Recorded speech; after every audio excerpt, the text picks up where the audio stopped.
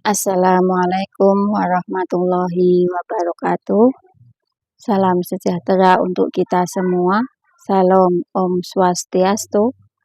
Namo Buddhaya, salam kebajikan, salam agama tauhid, salam persatuan agama di bumi Nusantara.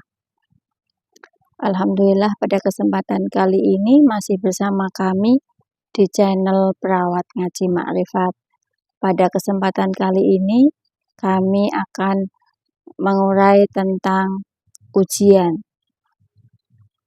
Ujian dari Allah itu bukan untuk menyulitkanmu, tapi semata-mata untuk membersihkan hatimu, untuk membuang dosa-dosamu, dan ujian itu adalah rahmat.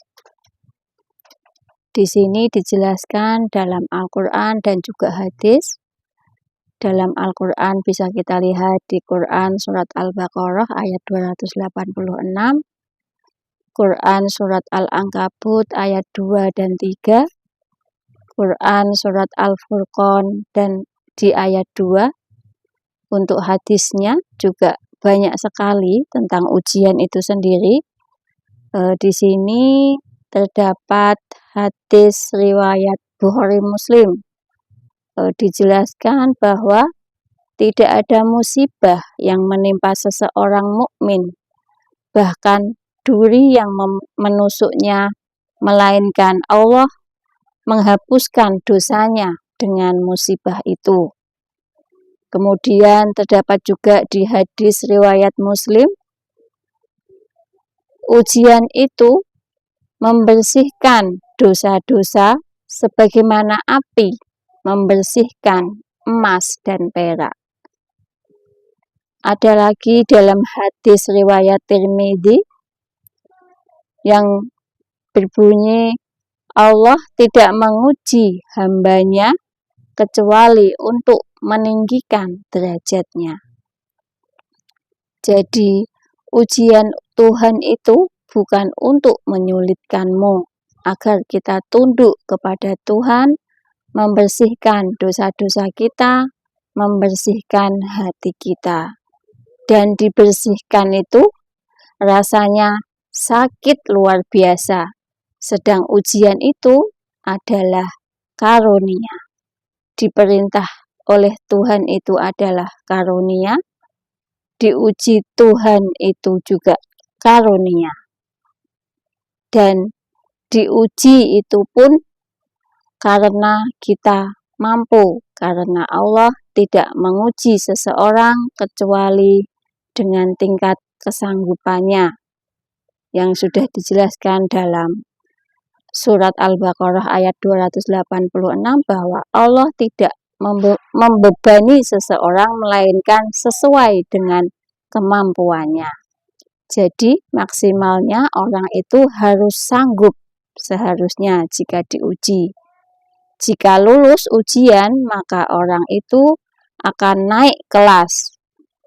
Dan itu Allah tidak menyulitkanmu sebenarnya.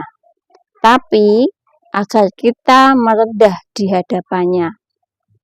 Sehingga dibersihkanlah dosa-dosa kita. Bukankah ini yang kita cari selama ini? Untuk membersihkan dosa-dosa kita, meneruskan karma, membersihkan dosa-dosa masa lalu, karena di kehidupan ini adalah akhiratnya masa lalu, kehidupan masa lalu. Dan di kehidupan inilah kita membayar dosa-dosa kita tersebut. Agar kedepannya kita bisa pulang dalam keadaan bersih dan suci. Karena Allah itu Maha Suci dan kita bisa sampai kepada Allah dalam keadaan suci. Jadi tidak mungkin kita bisa sampai kepada Allah kalau kita belum suci. Dan yang mensucikan diri kita adalah Allah. Coba kalau kita tidak disucikan, kita tidak akan bisa pulang. Dan diibaratkan dibersihkan, disucikan ini misalnya dicontohkan adalah sebuah kain yang terdapat noda. harus direndam dulu, diberi deterjen. Deterjen itu panas, keras, harus dikucek, harus disikat, kemudian belum bersih, harus dikasih by clean lagi. Jadi prosesnya tidak mudah, tidak gampang. Ini baru pada kain, pada baju, belum lagi kalau kolbu kita, diri kita. Proses pensuciannya lebih rumit lagi, dan yang bisa mensucikan adalah Allah itu sendiri.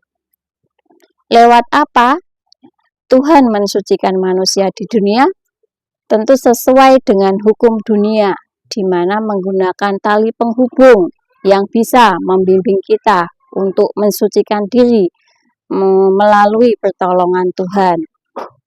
Dan wujudnya ujian adalah berbagai macam bentuknya. Dan dalam menjalani ujian itu, manusia tidak bisa sendiri, sehingga manusia memerlukan guru pembimbing yang akan membimbing kita untuk melewati ujian itu semua, sehingga diri kita selesai atau bersih dari dosa-dosa kita.